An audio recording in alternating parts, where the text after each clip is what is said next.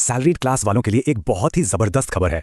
Literally समझ लीजिए कि गवर्नमेंट अब फ्री में टैक्स बचाने का एक शानदार मौका दे रही है। तो चलिए फटाफट से इस नए टैक्स सेविंग फॉर्मूले को डिकोड करते हैं। नए इनकम टैक्स रूल्स को ना हम बस 30 सेकंड में एकदम तेजी से समझने वाले हैं, तो बिना किसी देरी के सीधे पॉइंट पर आते हैं।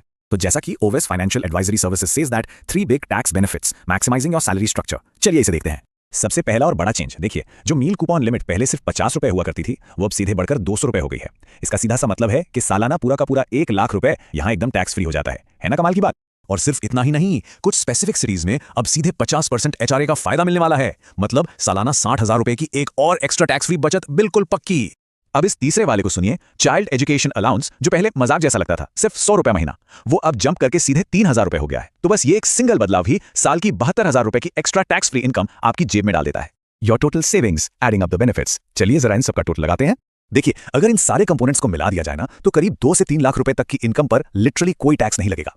ये आपकी मेहनत की कमाई के लिए एक बहुत ही तगड़ी शील है।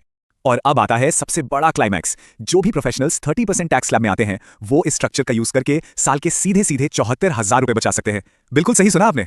तो एक्शन प्लान बिल्कुल क्लियर है। आज ही अपनी सैलरी स्लिप चेक कीजिए और तुरंत एचआर से इन कंपोनेंट्स को ऐड करने के लिए कहिए।